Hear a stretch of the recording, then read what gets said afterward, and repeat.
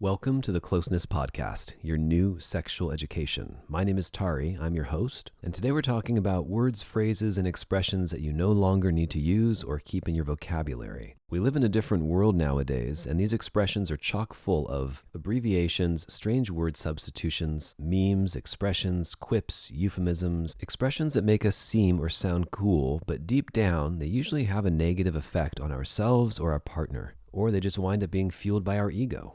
If this is your first time finding the show, welcome, but please know this is a bit of an unusual episode if you're looking for more of the sensual or sexual stuff where we really get into the nitty-gritty details of sex and intimacy. I'd probably recommend a different episode as your first choice. This one is nuanced and even a little nitpicky. I'll be the first one to admit it, but I think really important nonetheless.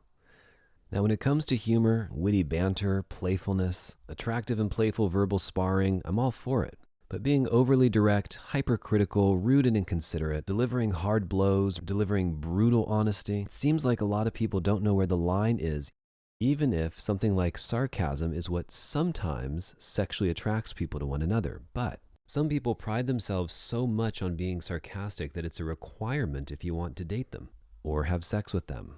I'm all for a great sense of humor, not taking life too seriously, and even sarcasm. I use it all the time, and you'll probably hear some of it in this episode. But no matter who you are, and no matter what kind of relationship or casual encounter you're involved in, there comes a time where it's time to get serious or talk about the relationship or act a little bit normal and not always have some sassy, crass, witty, or obnoxious retort to everything that someone says. You know, things like being real, talking about what's going on with you, or maybe opening up your heart. You don't have to be sarcastic all of the time, and in fact, what a pleasure it is to come across someone who isn't vapid or has a smirk on their face or is always making wisecrack jokes. Sometimes it's not just nice, I would say it's essential to your relationship to discuss where this relationship is going, how you feel about your partner, what you really meant when you made that comment. You don't have to have serious talks all the time, but sometimes on a regular basis, it's important to have healthy communication with one another. And so this episode helps you unlayer some of the unnecessary language that's maybe getting in the way of all of that. Sometimes we're with someone who just wants to understand what we meant, but maybe you're someone who's the life of the party, always firing back with some vague retort, something sarcastic or pointless information, trying to get people to be on your level or catch up or inform everyone that the world can't keep up with you. Well, you're probably leaving your partner, someone who you love, way more confused than you think. In fact, they probably can't truly trust you. They probably walk on eggshells with you and makes it hard to actually get to know you. This is when behavior goes from being fun, funny, and attractive even, to inappropriate. Not just offensive, not just annoying, but will actually keep you from having any kind of real relationship. Communication, the way you go about it, the words you choose, it matters. So I invite you to take a peek at your most recent texts and scroll through them a little bit on Twitter, Instagram, Snapchat, WhatsApp, your regular text messaging service, Messenger, Telegram, Signal, and all the rest. And I'd probably say especially TikTok. What do your texts really look like? Are you unfathomably brief, short? Do you dissect human language and turn it into abbreviations, emoji, shorthand, abbreviations that most people don't know, but you do? Are they short, condescending, sarcastic, insulting, arrogant, cutting, or biting? Do you have a horrible habit of reducing all beautiful communication into the most minimal amount of letters humanly possible? Do you use one letter like the letter Y or WYD? Or when you don't understand part of a sentence or you don't know what the person means, do you send a question mark? And is this how you are constantly? Does it ever stop? Have you turned your incredible gift of a human brain into mush?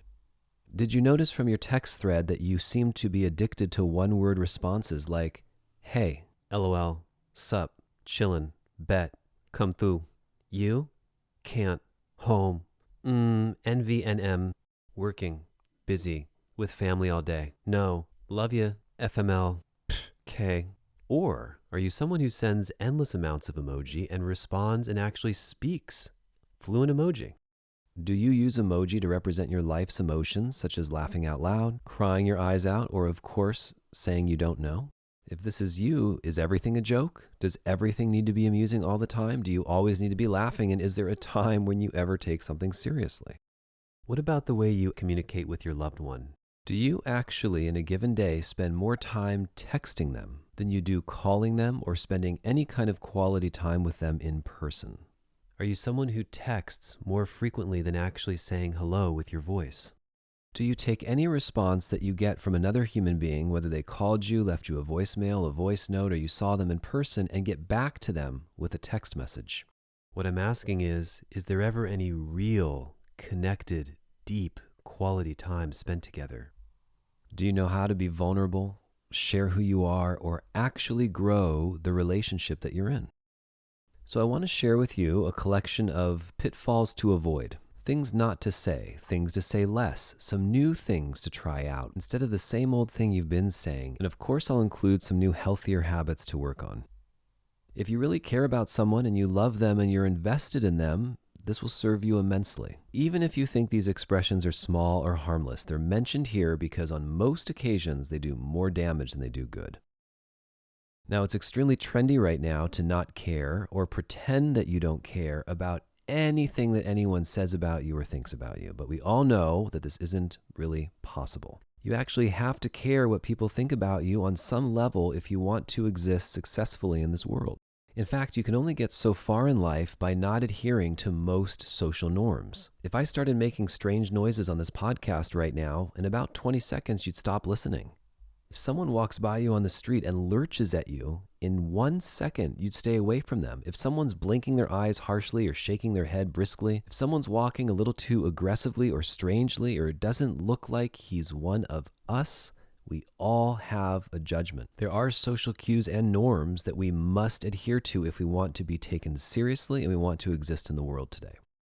Words carry power. They cut, they slice like a knife, and oftentimes will take longer to heal than actually physically wounding yourself, cutting yourself, or being hit. When I'm coaching, I'll often explain to couples that when men fight, we do it with our fists. Men settle arguments with wars, aggression, and physical violence. In fact, there's only so much you can escalate with most men until it turns that way. Women, on the other hand, often and most of the time fight with words. Very, very vicious words. And every single one of you listening has a story about a teacher, a sister, a mother, someone in your life that said something to you that was so horrible that it stuck with you for the rest of your life and you still think about it today. That's the impact of words, and words do matter. Finally, as we're going through all of this, I want you to think to yourself, if someone spoke this way to you or used this expression on you, what would you do? Could you handle it? Would you like it? Words carry weight and they matter, so let's get started. Expression number 1. We've all heard it before and many of us use it constantly. I don't sugarcoat. I tell it how it is. I'm just blunt. I speak what's on my mind. Get over it. Deal with it. Man up. Stop pussing out. Every single one of these is an attempt to tear down someone around you.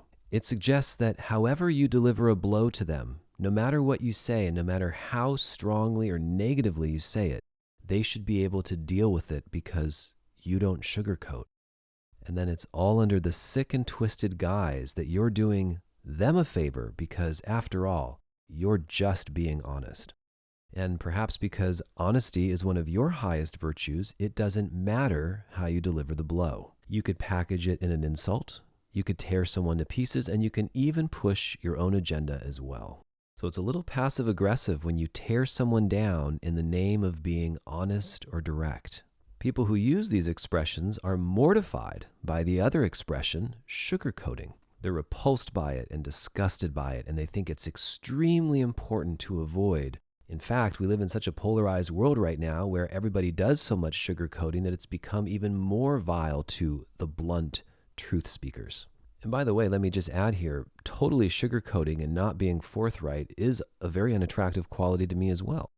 Rather than assuming that your bluntness and rawness makes you real, try delivering some truth or a sentiment without a negative blow or aspect to it, without tearing someone down, telling them they're doing it wrong, calling them a name, and without wrapping it in a saccharine sweet package. For example, rather than saying, Oh, what are you, butthurt about it? Get over it, man. She doesn't like you. She's not interested. She chose someone else, bro. Move on. Let go. And instead of saying, oh, Timmy, you're such a beautiful man, and I know you try really hard at life, and there's someone out there for you and someone special. How about something like, I don't think she's interested in you, man. I know that hurts. Or, I think it's probably best if you moved on from this one. My sense is she's not interested. And this isn't scripted. This isn't something that I had planned. I just made that up off the top of my head. Simple, easy, direct. Sometimes when clients describe their partners in my office, it can sound so abrasive. Ugh, he always does this, or she always behaves like that. And I get it, it can be very difficult to live with someone day in and day out. But the way that you actually want to talk to someone that you care about and love, or anyone for that matter, simply lies between the two extremes of sugarcoating and being brutally honest.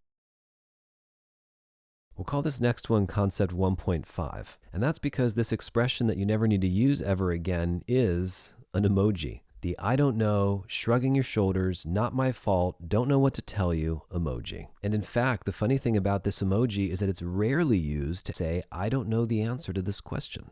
The way it's actually used suggests helplessness. In fact, if you're using it, it's likely that you are victimizing yourself and defining yourself as someone who's helpless. Not only that, but you might be exhibiting a total lack of accountability or responsibility. Hear me out.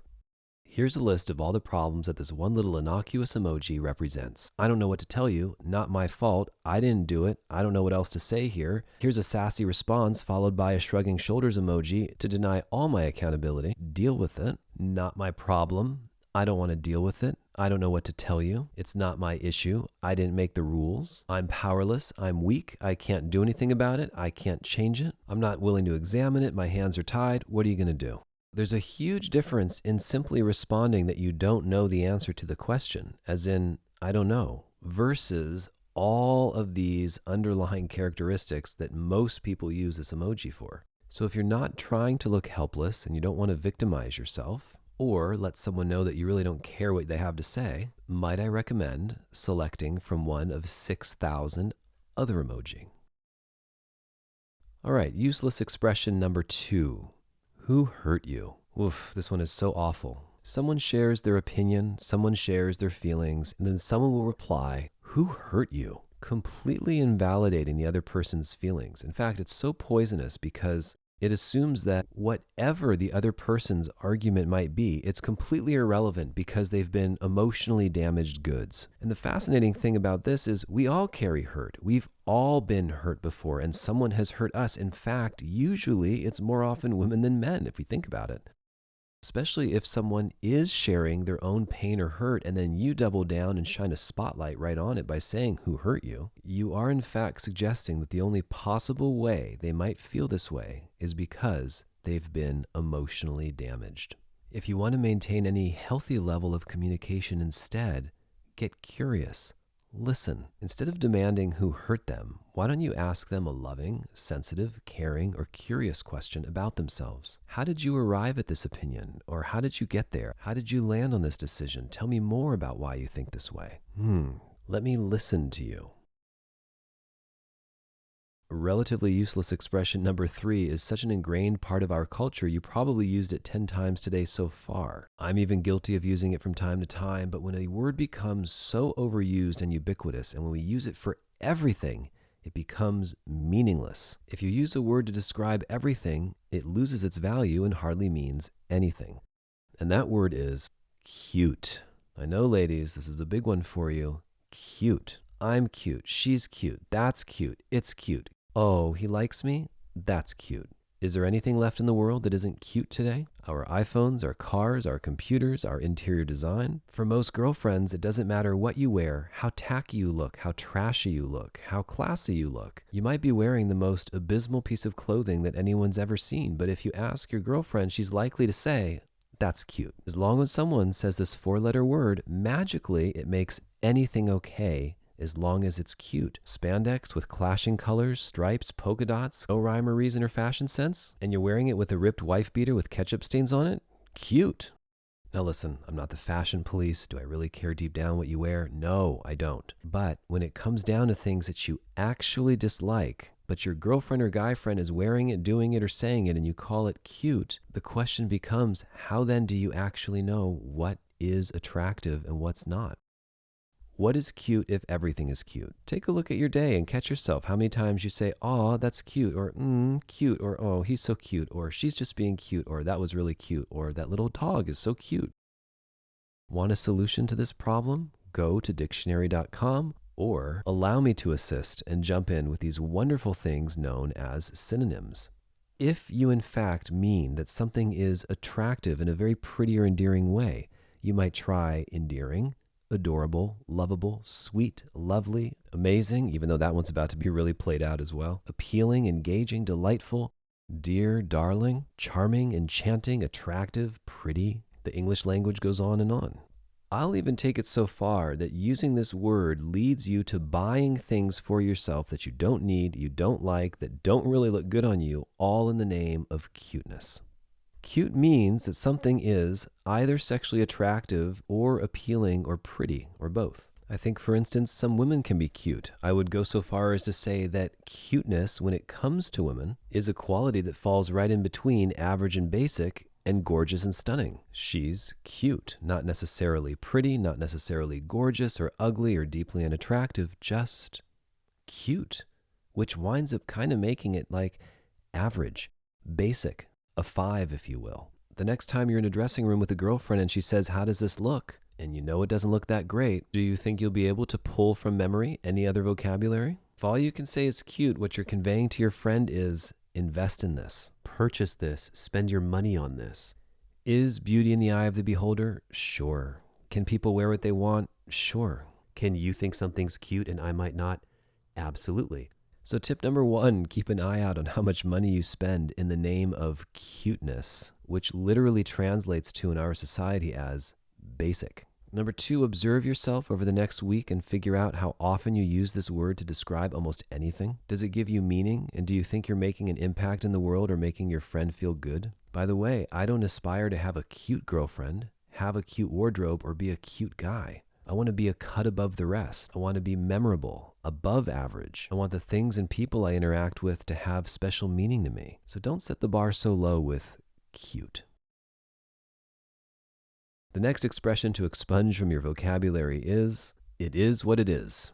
"It is what it is" basically rhetoric for saying deal with it, or I'm powerless in this situation. Much like the shrugging shoulders emoji, anytime anyone gets upset about anything, regardless of whether their reasons are valid to you or not, most people's answer is to say, "It is what it is." You can't change it, so why stress out about it? Why thank you for this incredible pearl of wisdom? But interestingly, this expression doesn't help anyone get over anything, which is the very reason why you're trying to say it. It doesn't move the needle. It doesn't improve someone's life. No one hears the expression, "It is what it is," and thinks to themselves, "Oh, okay, it is what it is.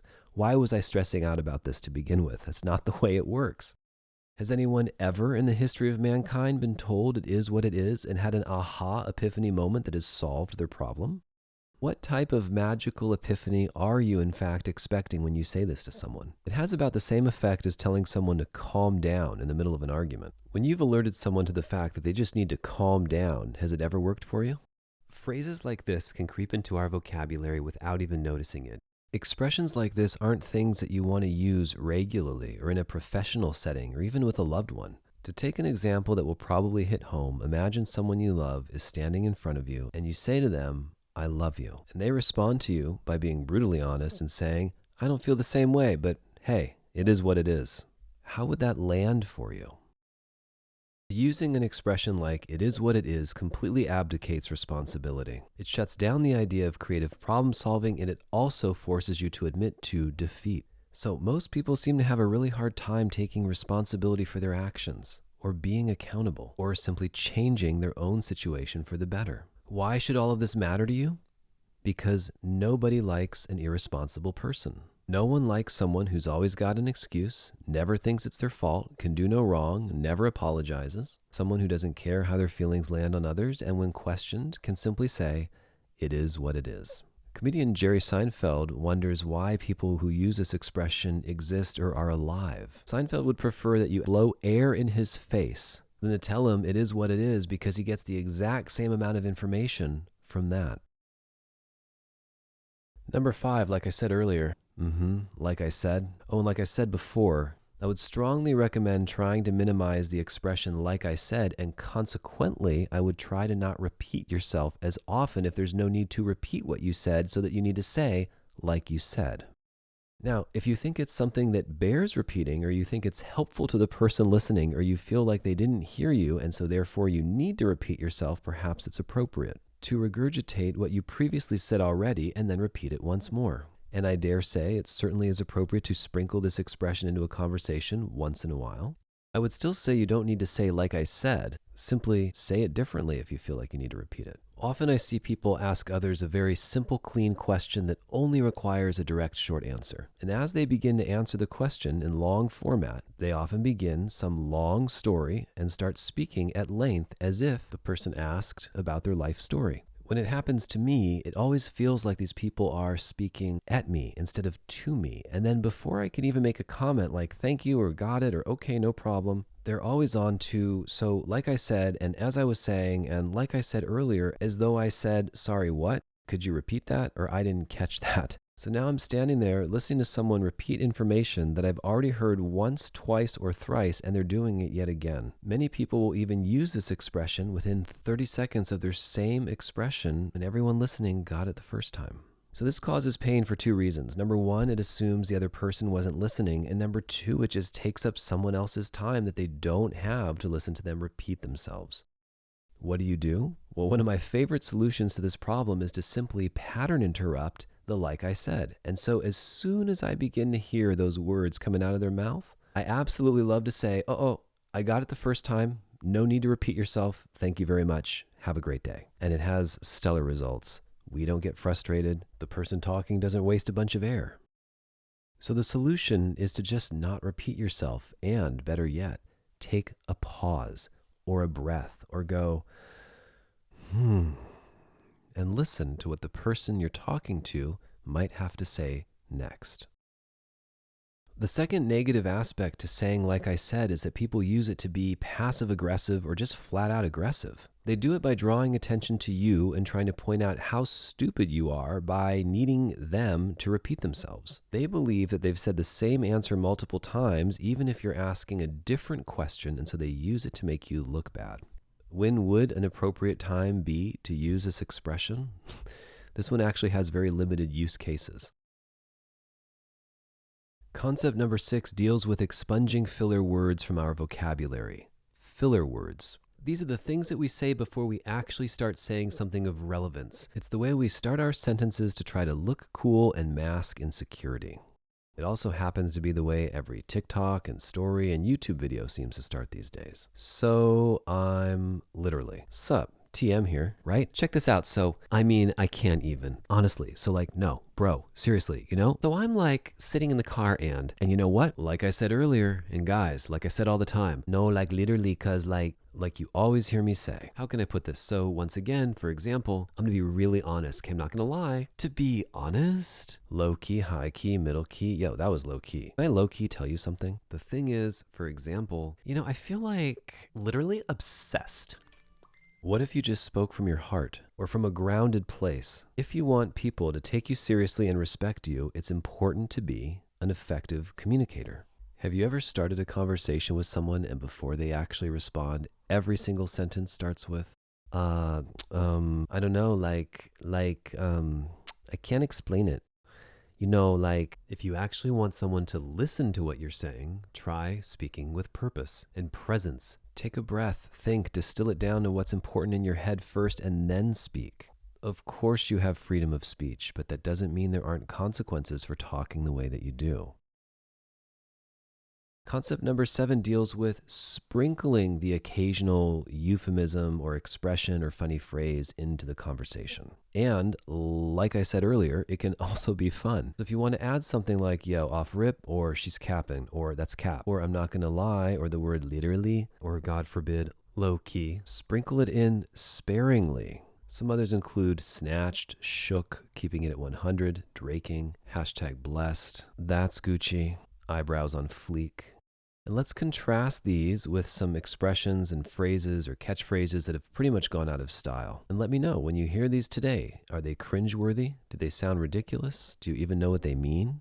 Are these your ankle biters? Do you want a knuckle sandwich? Come on, snake, let's rattle. Don't flip your wig, man. That girl made me bust a gut. And no, I didn't say bust a nut. I got my peepers on. Let your freak flag fly. Is that the fuzz? It was a gas. Man, that guy's a goober. Psych. Hey, stop dipping in my Kool-Aid. That chick's a total spaz. Cool beans. Man, that was bogus. Oh, that skater's sick. Give me the skinny. To the max. Keep on keeping on. Gag me with a spoon. Oh, your hair is looking choice today, my brother. Now, I know for a fact that just hearing some of these phrases made you feel a little queasy or a little embarrassed. Well, there once was a time in the not too distant past where each and every one of these expressions was used regularly. And yet it would sound ridiculous if you use it in a bar. So catchphrases, expressions, they come and go fast. True language does not. Just like something classy or timeless. Can you have a little fun with words? Absolutely. Can you sprinkle it in? That's my encouragement. When it never shuts off, it's all the time, and it's the only way you know how to communicate, and you just bounce from one catchphrase to the next. It makes you sound very unintelligent, and it becomes who you really are. Number 9 is super easy. I feel like, I feel, or I feel that instead of I know, I think, or conceding to actual facts. Let me explain to you what I mean. Sharing how you feel about something is perfectly fine, unless you're completely fabricating it from your imagination or your special feeling place, and unless it's against actual facts. Often people use their feelings to negate a fact by saying, I feel that, in the face of something that cannot be changed. I feel this, therefore it's wrong. I feel that, I just think that, I just believe that. And the fact of the matter is that facts don't care about your feelings. For example, sometimes this happens when a significant other is letting you know what's real for them. Hey, this is my truth. This is the experience that I'm living over here. Let's say they're pouring their heart out and they say, I love you. Well, just because you don't feel that way, meaning you don't believe it, or you don't feel that they love you, does not mean that it's not true. And so many people, by the way, especially women here, convince themselves that if they feel a certain kind of way about it, there we go with another useless expression. You feel some kind of way about it? If a person feels differently than what another person is expressing when they're expressing their truth, it really doesn't matter how you feel if it's someone else's truth. Now, this can get very confusing when people conflate feelings with facts, because people, especially women, change their mind constantly. They feel differently about something from day to day, even on subjects as majorly important as today I want to have kids, tomorrow I don't, now the next day I do, and they want whoever they're with to be on board with this just because they change their mind on a whim. So often, for example, men will express themselves with a little more intensity or assertiveness. Oftentimes, when a man gets a little enthusiastic, a woman will say, "Stop yelling at me. You're yelling at me right now," and the man hasn't even raised his voice. "But I feel like you're yelling at me." But he wasn't. Factually, he wasn't. In fact, even in this podcast, right? I never yell in this podcast, but I get passionate. And sometimes women's interpretation of that is yelling. But because the majority of us think that because we felt it, that therefore it's true, this creates all kinds of problems in life. So the idea here is that feelings aren't facts, and it's important to not decide that because you feel it, it is therefore better or true. Now, most people respond, well, it's true for me. Fine, but that could also just be your truth in the moment, or your thought, or your fleeting feeling. And what is a feeling? Now, allow me to illuminate for you how often your feelings might be wrong. Just think about the last time you were worried about where your partner was. Maybe they didn't call, show up, or they weren't available. We've all not just had a moment like this, we've had multiple moments like this where we think, oh my God, did something happen? Are they okay? Were they in a crash? Were they in an accident? Did they get hurt? What happened? Why didn't they call? Do they hate me? Am I disgusting? All of this is a reaction to a feeling, an unfounded paranoid feeling that was 100% inaccurate to what the facts of the situation were. But in that moment, you felt it to be true. It was your truth, but that doesn't make it true. In fact, I'd go so far as to say your feeling was just blatantly wrong. Assumptions are also pretty terrible. I just assumed you would call me. I just assumed you weren't there, so I didn't come. I just figured you were sleeping, so I didn't call. And don't even get me started on, I called you at this random time, but you didn't answer. I called you randomly and you didn't pick up, so I felt hurt. Is my hurt valid? I would say absolutely not. If you called someone and they didn't answer and you decided to feel hurt, that's not your truth. That's catastrophizing. That's an emotion. That's a feeling, and a feeling is not a fact. Did you actually feel that emotion? Yes. Does your partner need to validate it because you got hurt or offended? No. Was it an appropriate response to what happened? No. Side note, the funny thing about assumptions is no one actually ever asks, are we still on for tonight? Hey, everything's still good. And all it takes is asking a question to check in.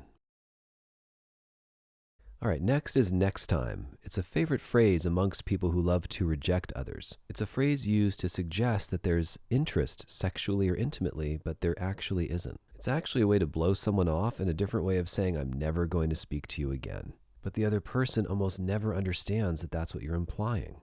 Want to grab a drink with me right now? Oh, next time. But you don't even have their phone number yet. Next time is a passive-aggressive way of saying that I'm not interested because it suggests that you are when you really aren't. So if you never want to see someone again, just tell them no, not next time. Number 11, when someone asks you a question, most people want a simple answer or they want to know a quick opinion about something. A yes or no, a black or white answer, certainly sometimes it can be maybe, but this next expression is about never committing to anything. Never having an opinion, never standing up for yourself, never actually giving a real answer, just giving a segue of an answer that makes you feel like you've expressed yourself when in fact you've done nothing. And that is the expression colloquially known as, it depends. Well, my friends, everything depends on everything, doesn't it? Every single thing depends on a certain other situation or thing happening. It depends is not a final answer. It depends is not useful information to someone when they're asking you something. Who cheats more, men or women? It depends. You think? Well, do you want to be in this relationship with me? Oh, it depends. Which do you like better, A or B? It depends. You in the mood to go ice skating tonight? It depends. You want to have sex a little later? It depends. Want to grab some dinner tonight? It depends. To me, this expression falls in line with a style of wisdom that people try to dispense that sounds extremely vague and hollow and empty and very general, and again seems to give the idea that you have something to share or you have an opinion, but you're really sharing nothing. It's like saying everyone's a little bit different, or you got to figure out what works for you, or I know you're watching this review on YouTube to see what I think about it, but you got to figure out what you want for yourself because everybody's different. Now, I'm more than well aware that everything depends and everything is nuanced, but by using the phrase "it depends" as your end-all be-all definitive answer to everything, it makes you once again sound deeply and profoundly unintelligent. The hilarious thing about all this, however, is that people who use this think that they're sounding intelligent when they give their response and their opinion. Rather than taking the time to think about something and give a careful, thought-out response, even arguing both sides or sharing what depends on what, letting someone know it depends is beyond obvious and sounds highly unintelligent. And this segues perfectly into number 12, which is another way that you would respond to a question. And rather than, once again, thinking about how you might feel about it or what you think about it, you respond by saying, oh, I just couldn't possibly imagine. I can't put myself in that situation, so I can't give you an answer. I've never done that. I've never been there. I've never said that, so I can't tell you how I'd feel in this situation. It really shouldn't take reality or extreme circumstance for someone to imagine if they would do something or not, put themselves in a situation or not. So I find people hide behind these two expressions. It depends. I can't imagine. I haven't done it before, so I just couldn't give you a clear answer. And while these things are true, it's very valuable to be able to compile a succinct answer about how you feel in the moment because it helps people know where you stand. And to stand for something, to put your foot down and say, here's how I feel about it, is a very important part of becoming a grown adult. So many of us are way too caught up on, I don't want to offend, I just want to keep the peace, someone might get upset about this, I don't want to say the wrong thing, as opposed to just thinking, feeling, and expressing yourself. You're allowed, and it's a very attractive quality. Number 13 kind of falls in line with the previous expressions as well, and it is, oh, I can't explain it. Usually spoken by someone who can talk for hours and hours and hours with their friends, but somehow can't explain what they're trying to say, even though they're using thousands of words. Often, this also comes on the tails of something that someone wants in a relationship, but they just can't explain why or how or why they want it, how to get it, or what it is. And it's usually something that they expect from the opposite sex. He better send me money. He should be more dominant. He should take care of me. He should be chivalrous. He should open doors. He should be this tall. He should have this kind of abs. He should pay for all my dinners and all of my expenses. He should pay to get my nails done. But when you ask them why should someone actually do these things for you? The answer often becomes, and this is a direct quote, I can't explain it. It's just like my preference. It's like, I don't know, like, it's like be a man, you know, like, 'cause I get what I deserve and I don't know how to say it. I don't know. I just can't I don't know, like, I just can't explain it. Well, why can't you explain it? What exactly is preventing you from doing so? Is it difficult to think? Is it hard to formulate words? Is it too much to ask to ponder on something for a moment and feel inwardly and let us know what you feel?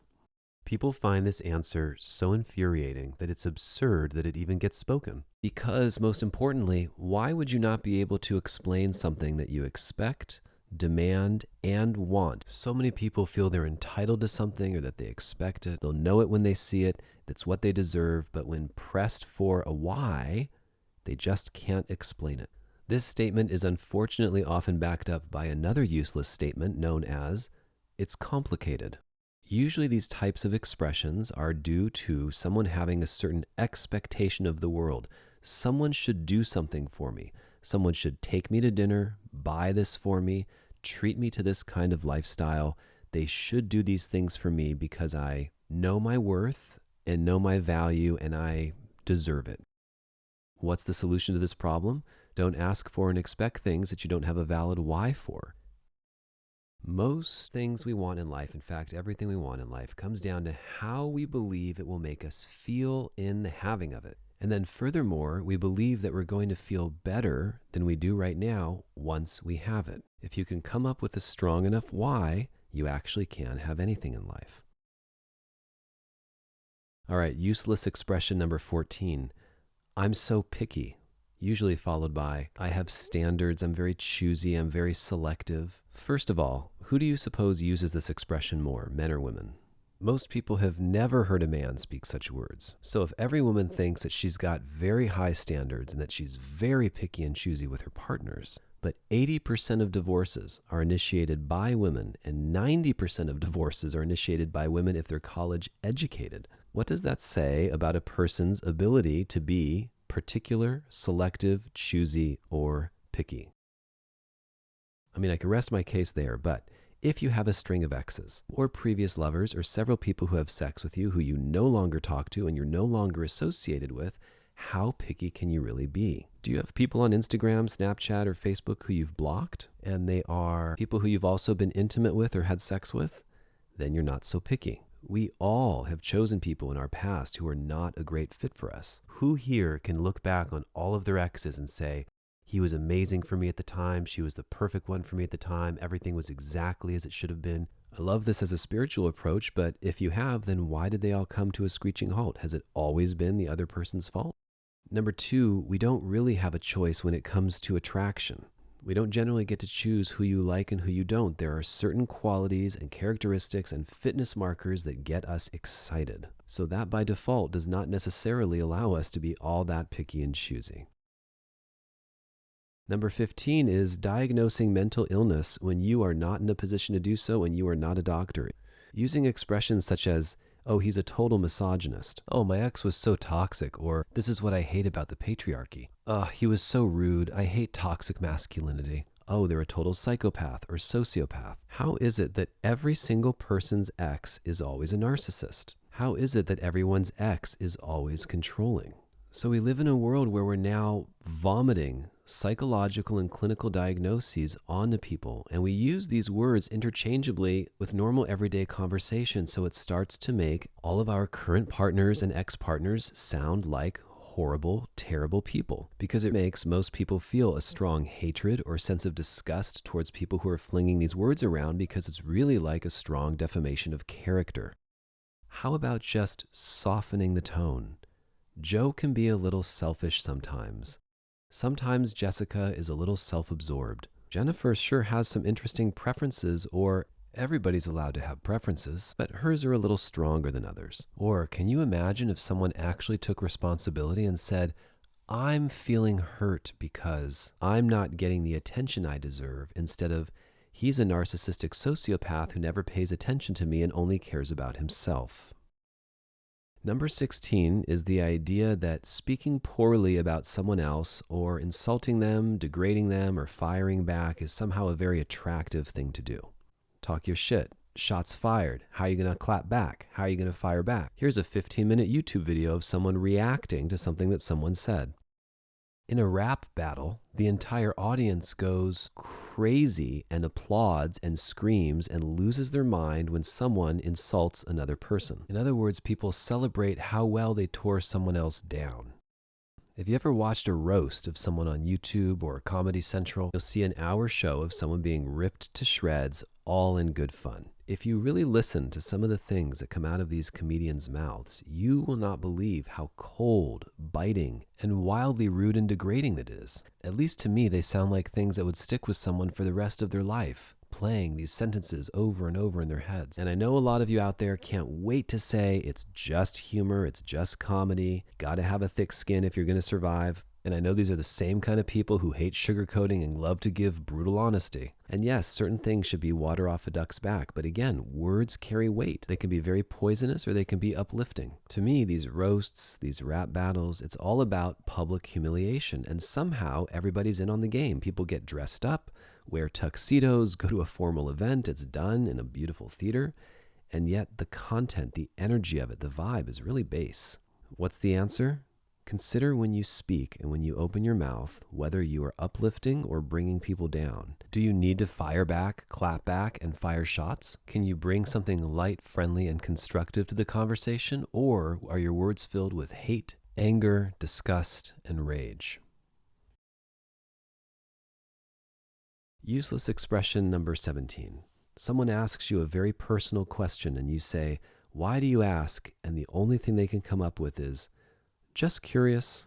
Yeah, but why do you really want to know that? "Oh, just curious." Yeah, but what's the reason behind that? What prompted this? "Oh, I'm just curious," usually followed by an enormous amount of shrugging, eye blinking, and hair tossing. So here's another expression that's hollow, empty, and has no meaning behind it. Here's why this one is so seedy. "I'm just curious" gives the listener the impression that you actually are interested in knowing and that you're neutral about it, that whatever the response is, you're fine one way or the other. So you're usually trying to solicit some very private and personal information without sharing anything about yourself under the guise of curiosity, as if that's a good enough answer unto itself. What are a couple examples where you've said just curious in the past in response to something that you've wanted to know, but it's a total lie that you're just curious? Did you sleep with her? Do you find her attractive? Where did you say you were last night? Do you like her? Why? "Oh, I'm just curious." You might as well just say, "Because I want to know," or "Because the grass is green." Just curious is often a way that someone tries to keep all of their cards to themselves while exposing a weakness or lie in someone else. In fact, that question is so dangerous that it carries judgment. She or he may or may not sleep with you again, depending on what you say. They may or may not talk to you again, depending on what you say, all because of their feigned curiosity. If someone was really just curious, but you didn't care about the answer one way or another, then why ask it at all? Now, on the bright side, true curiosity is a very good, healthy thing. Kids are curious about everything. Why does this do this? Why does that work like that? And the way to use curiosity correctly is when you're reflecting on your own behavior. What an interesting proposition. Why do I feel so down right now? Why do I feel so vengeful or angry? Why do I feel so insecure that I want to lash out at someone else? That's so curious. Why am I upset or bothered by this? Curiosity about your own state of mind will help you know yourself. And that is a far better use of curiosity. Useless expression number 18. "I'm not like all of those other girls. You know the ones, all those other ones, not me. I'm not like any of those other ones that you've met before, no matter who they are. It just begs the question, how does every girl know who all those other girls are? How do you know? And how does every girl think that they're not like every other one? Some philosophy for you. If every girl says that she's not like every other girl, but every girl is putting every other girl into the same category and we're talking about different girls, how is every girl not exactly like every other girl? And furthermore, how would you even know what any of these other girls are truly like? Incidentally, every girl also thinks that she's very special. There's no one else like her. So then, is every single girl special and every single one is unique and unlike anyone else? We could say this for men too, but you generally don't hear men running around using expressions like this. But if you're a woman listening, how many times have you said, all men are the same, all men want the same thing, all men are trash, all men are simple? Are all men the same, but you're unlike any other woman? Unless you have some sort of excellence in a certain area or field, or a predisposition to be genetically gifted in some way or another, or perhaps you've dedicated a large portion of your life to studying something, you very much likely are going to carry characteristics and qualities that are just like all those other girls and all those other boys. Because there are only so many qualities and traits that make up other people. We're not all that different. There's a spectrum. Now, we might fall in love with the beautiful and endearing qualities that we see in someone, the way they bite their lip, or little bits of asymmetry or vulnerability. There are, of course, certain qualities that do make us unlike anyone else, but in many ways, you really are just like all those other girls. Which will probably make you want to say expression number 19, who hurt you? You sound jaded and upset, and so therefore, because someone has hurt you, or I believe someone has, I can't really listen to anything that you say. But also, because you're hurting, I'm not going to take you seriously, and I'm not going to spend any more time with you either. I'm hearing that you've had some really bad experiences with men or women or in situations, and so I'm going to contribute to that by asking you who hurt you, to shame you for it, and then also probably ignore you. Now, I don't use expressions like this very often, but who hurt you and why are you so jaded is shame language. I see that you're suffering, so I'm going to highlight this and point it out to you to make myself look better. You're also suggesting that they're not as good of a person as you and that you're better. Why? Because you haven't been hurt before? Of course you have. It's also never assumed that what the person is saying might be right or accurate. It's never the case that a person might be justified in feeling what they're feeling. You believe that the fact that they're hurting invalidates them and invalidates anything they have to say. What's the answer to this one? Once again, take a nice deep breath. Pick your battles, save your judgment for something else. If someone else is upset, yes, they're clearly upset and you don't need to add more to their pain. Maybe get, dare I say, curious, genuine curiosity about why they might be feeling that way. And then you can actually have a productive conversation. Expression number 20 usually comes about before sex, during sex, after sex, in the middle of sex. I can't believe I'm doing this.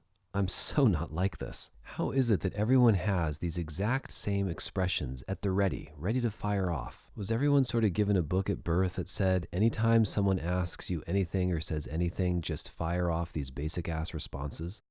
I want to encourage you all to think outside the box, to be your own person. If you want to be special, if you don't want to feel that you're just like everyone else, well, gotta say some different things. I can't believe I'm doing this and I'm so not like this is an expression that men have heard so often they question if they're all having sex with the same women. How do billions of people have the same canned, verbatim, generic, word-by-word responses as everyone else? Gosh, the more I think about it, the more it makes you sound like all those other girls or all those other guys. Oh, yes, I did. I'm really picky. I'm not basic. I'm not like all those other girls. I can't believe I'm doing this. Who hurt you? I don't know. I have standards. It just depends. Why do you all use the same basic phrases? Could it be that you're just like everyone else? If you want to differentiate from others, you've got to do something different. You can't use the same words, reactions, and expressions as everyone else. Moral of the story, instead of being shocked and in disbelief that you're having sex right now, how about celebrating your responsibility and your ownership of the situation for doing something that you want to do and decided to do, owning your choices and having a little fun? How can we put useless expression number 21 into words? I think you're trying too hard. You're a little much. What will be, will be. Let's just let it flow. If it's meant to be, it'll be. No one should do anything. Let's just see what happens. Don't try to make anything happen. If we get there, we'll get there. If not, we won't. Don't try to force it. Just let it flow.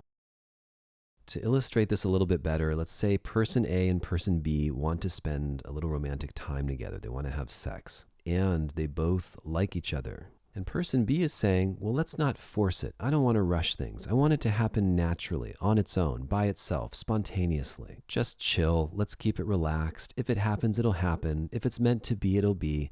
If you're supposed to be inside of me, it will just happen on its own. And then the big killer, chemistry's either there or if it isn't. I don't know how to create it. I don't know where it comes from, but I'm going to know if it's there and I'm going to know if it's not. If you were in person A's shoes, listening to all of this, what would you say? What would you do?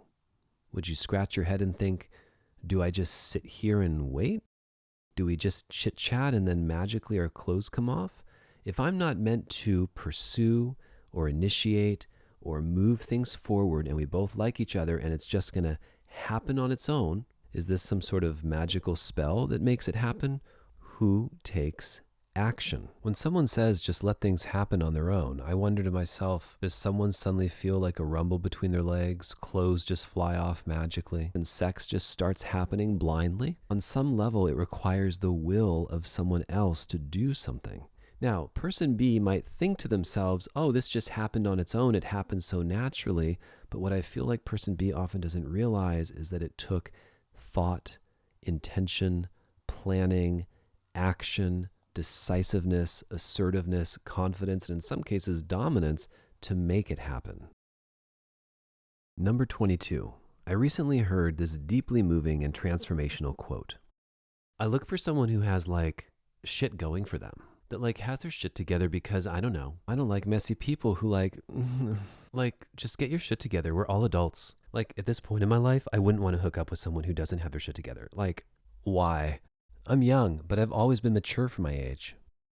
Oh my goodness. Well, here we have an example of someone getting angry with an imaginary person who doesn't have their life together. But what I really think is at play here is the following. Women by default have inherent value. They don't need to try, they don't need to do, they don't need to become anything. Once a girl becomes a woman, she instantly becomes desirable in the sexual marketplace or the dating field. She doesn't need an MBA and she could work at McDonald's. She could have huge breasts or small breasts. She could be nice or mean. It doesn't really much matter how she behaves. She'll always be able to find a mate or someone to sleep with her. Men, on the other hand, must earn their value. We've got to become something to be desired by women, whether it's status, money, developing our bodies through extensive weight training or some sort of physical activity. We've got to become a celebrity or well-known figure, or in today's parlance, an influencer of some sort or a YouTube personality. So a man who hasn't invested a lot of energy and time and money into becoming who he needs to become, in this woman's mind, doesn't have his shit together. But when women say this, it can really mean anything. It could mean, oh, he lives at home with his mom, or he just has a one-bedroom apartment, or he has roommates, or he just has a regular house, or he only has one mansion. It could mean he has no job, or a crappy job, or even a job where he makes less than $100,000 a year, which is what most women are concerning themselves with these days, even if they make a fraction of that and they're supposed to be able to make equal. Maybe he makes a ton of money but doesn't have a purpose, and so this dries her out and turns her off. All of these things tend to be important to women because women look for and select men who they think, not me saying, they think are superior to them. Women do not want their equal or someone of lesser value. And the interesting thing is, in today's reality, the more a woman becomes a boss babe or a bad bitch or whatever you want to call it, as she begins to move up that ladder of being super successful and super independent, the less likely it will be for her to find someone who's a match, because the requirements will be that this man makes more money than you, is more driven than you, has a stronger or bigger vision or purpose than you, be taller than you, be more confident than you, be more sexual than you. All of these areas he needs to be superior to win you over, and you're already trying to outdo yourself in those areas by being a strong, independent, successful woman. Now, do I have any problem with strong, independent, successful women? Of Of course not. I love successful, intelligent women. But lowering your standards, lowering what you'll take from a man, is something almost no woman wants to do in any way, shape, or form. A better answer is to recognize that there may need to be some bettering or changes in yourself, in your own lifestyle as well, if you want to attract the kind of person who has and meets all those standards. Number 23. I constantly see shows where women are asked, what turns you on in a man? And the response is often, I just have to have that energy, like that big dick energy. If you also ask tons of women, do you like nice guys? Most will say no, or laugh, or get really uncomfortable. If someone's interviewing you for a show, or you're on TV, or even if you're doing a live podcast and they say, what do you like? And your answer is big dick energy. No one's going to know exactly what you're talking about. Generally, we know you're talking about confidence and someone who just comes at you with all the right moves. But if the guy does all the right things, but he's not your type, or you find him unattractive, you're going to be repulsed by said big dick energy. Along the lines of big dick energy and other vague expressions that people use when describing what they're looking for in their partner, might I recommend that rather than being vague, you try to be a little more descriptive? Do you say it's all about a vibe, it's all about the energy, it's all about a feeling? All of these expressions do absolutely nothing to help a partner, especially a man, understand what he needs to do to get closer with you. And don't you want your partner to understand you and know what you want? Let's enjoy another quote from a woman who's got a lot of men in her DMs and who also thinks she's incredibly special. Quote, I really think it's funny how the men think they have a shot with me. They send you a direct message and then they actually think they're going to meet me. They really think they're going to get my number. You're not special. I'm sorry. You're not special. End quote. How is it that everyone thinks they're so damn special, but no one else is? Number 24 is about creating fights from nothing. I was listening to an interview where someone said, you can't tell me to do this. And the person listening replied, I didn't say you can't do that. But then the first person picks a fight and doubles down by saying, well, you can't tell me what to do, period. Thus, creating conflict out of thin air. Many people can relate to spending time with a partner where everything is fine, and then before you know it, there's an argument in the air. Almost like their partner just couldn't help themselves. They just had to start some shit. What's the solution? Don't pick imaginary fights to begin with, in case this was somehow revelatory to you.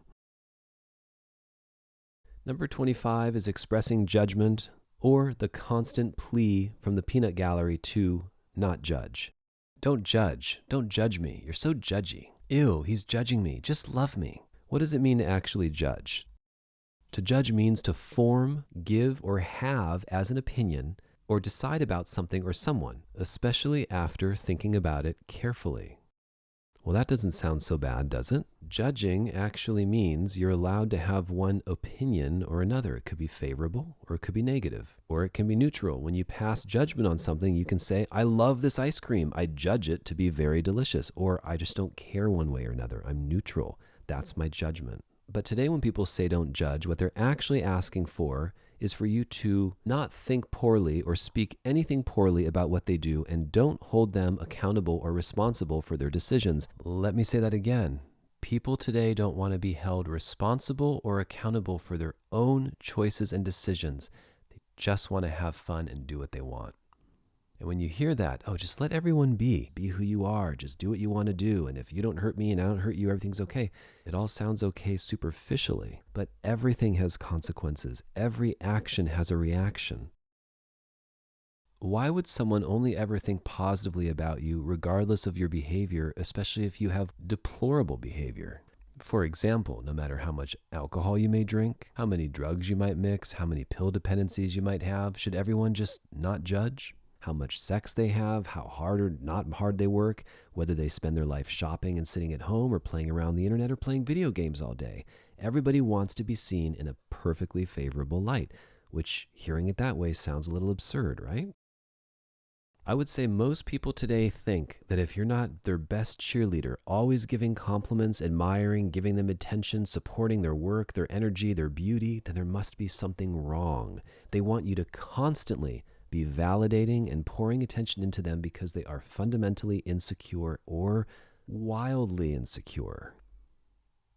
How does this play out day to day? Well, I'm going to get wasted for the 4th time this week. Please don't judge. I had sex with 3 people today, but don't judge. I just slept with my best friend's partner. But I need you to hold me in the highest esteem and see me in the best light, like I'm a flawless person, like I'm a 10. Don't judge suggests you shouldn't think for yourself. Don't have any opinion unless it's one that I want you to have. There's not a human alive on the planet today, unless you've been under a rock for 20 years, who does not have a strong opinion about what someone else does or does not do. Nobody. In fact, if you monitor yourself, you probably can't go 5 minutes or 5 seconds without having a judgment about something. People are judging. Is she bigger than you, taller than you, prettier than you? Are her breasts rounder than yours? Is he stronger than you? Is her hair thicker? It goes on and on. So it's impossible to ask someone to not judge. It can't be done internally. They might hold their tongue, they might not say anything, but you can't stop them from thinking it. We live in a world where there's a strange expectation that we need to be constantly understanding of others and subservient to others because they might be suffering. But anytime someone is treating you poorly, I don't think it's always the right choice to dig deep and consider that they might be going through something worse than you. Do I think that's an incredible spiritual quality? Yes. Do I think we can aim to be that way? Yes. It's about being polite and friendly, my friends. It's something our world is truly missing. It's my belief that if you are in public, if you want to be seen publicly or you interact with people in the outside world, it is everyone's job, duty, and expectation to simply be cordial, courteous, friendly, kind, and polite to those around us. Yes, we should honor our own boundaries. No, we don't need to smile to make anyone else happy. Yes, we need to listen to ourselves. And no, you don't owe anybody anything other than a little bit of respect and courtesy. All right, useless phrase number 26. I don't want to argue. I'm not here to argue. I'm not going to argue with you. I don't want to argue right now. Usually in response to one very non-argumentative statement that is different than how you feel about it. If you don't want to argue, the simple answer is, then don't. If you don't want to argue when someone says, I don't feel like going tonight, or I don't want to do that right now, don't make it a fight. Consider that other people have different opinions outside of what you believe.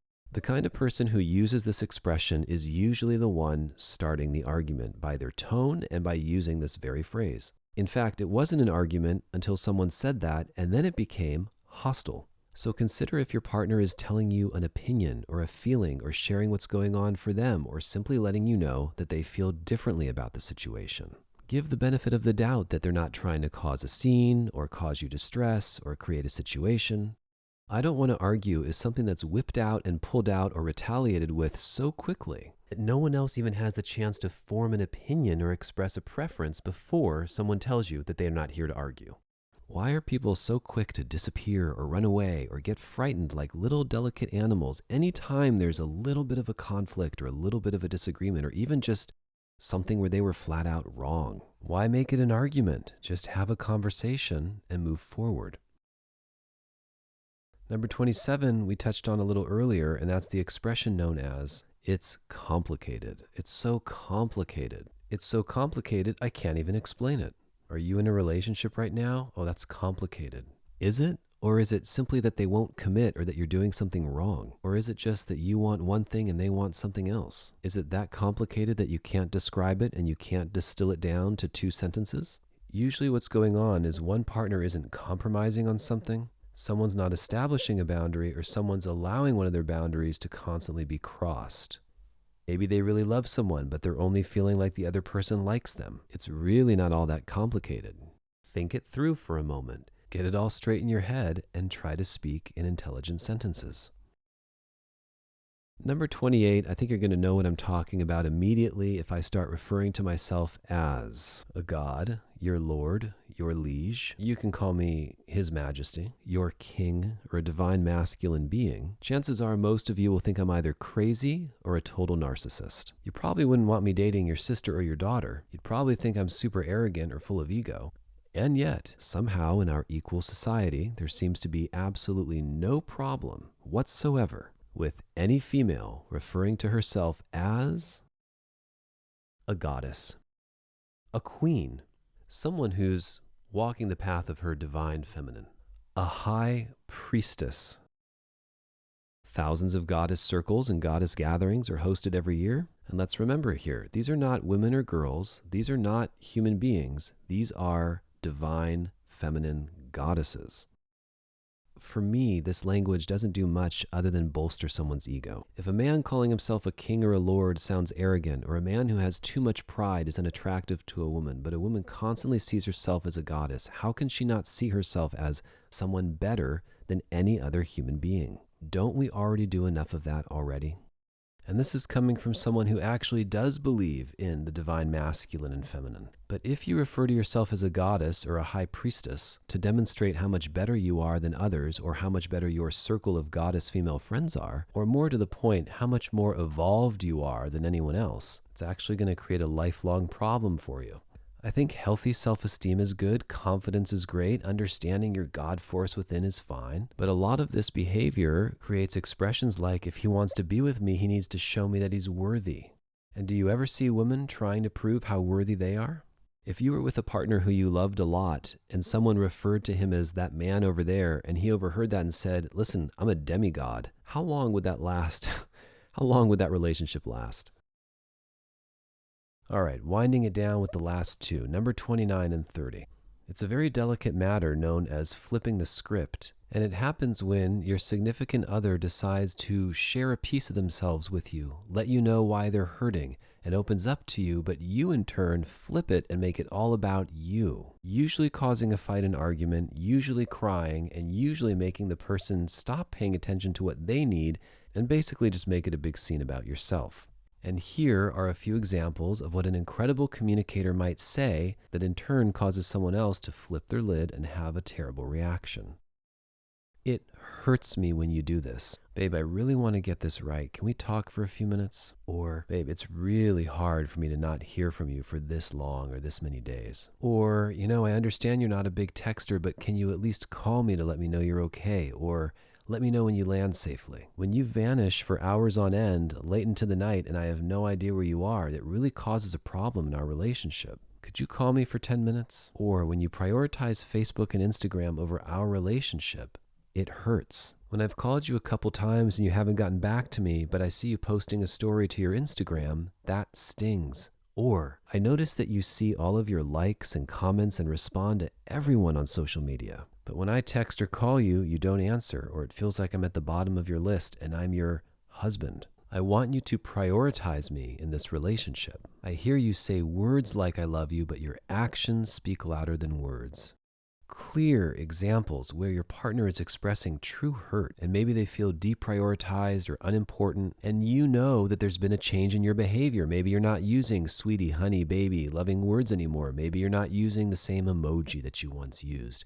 Maybe you know you're being withdrawn, cold, and distant. When a partner opens themselves up to you to that level, when they're raw and tender and vulnerable, it really does fall on the other person to stop almost anything that they're doing if it's not an emergency or crisis. It requires you to jump in and care for your partner, care for the situation, and show them that you matter. This is where trust is built or it's completely destroyed and lost. It's not about getting back to them when you have some time, when it occurs to you, when you check your phone, or when you get to it or feel like it.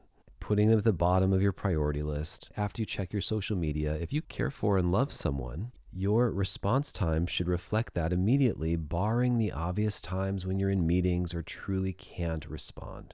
You want to show them that you can show up for them when they're asking for your help, because those are actually the times that it counts. That's what it means when someone says, I've got you, or I've got your back. It's also certainly not okay to get offended and feel attacked when someone is trying to bring to your attention that they're suffering, and then retaliate against your partner after they've opened up and expressed their heart to you. You don't want to use nasty phrases like, I just feel like it's never enough for you, or I can never make you happy. It seems like you always want something from me. When someone's asking you for a little more or a little effort and you tell them that it's never enough, I think you pretty much tank the relationship. Maybe you've had some basic responses like, oh, I'm sorry you're hurting, but I'm with my friends right now. Or, yeah, babe, I know, but I'm working. What do you want me to do? I'm traveling. I'm busy. I'm all around town. Don't you see? Didn't you check my stories?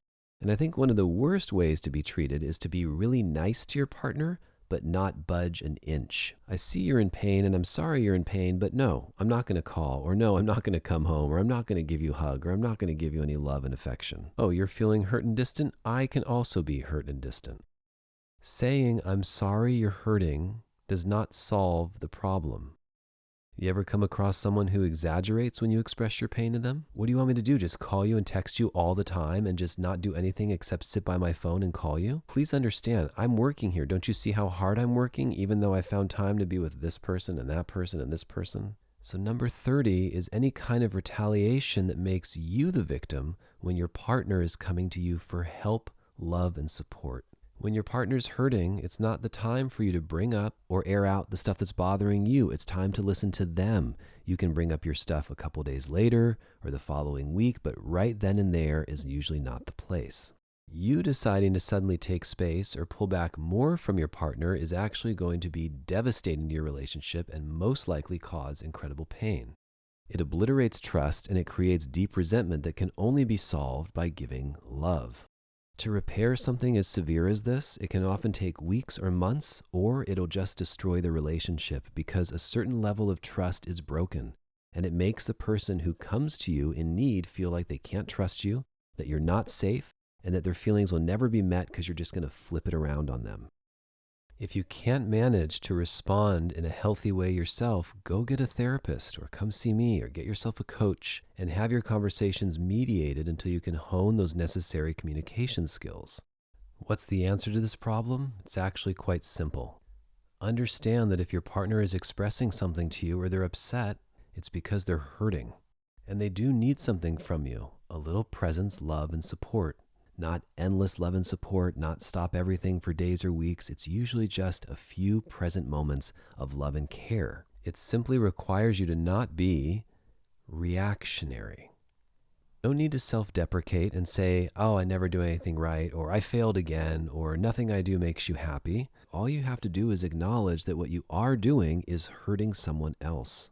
How about simply asking, what can I do to make it better? What can I do to help? My God, I think I'd faint if I heard someone ask me that question. What can I do to make it better? And then if it's within you to do so, do something about it. Show them, help them, love them.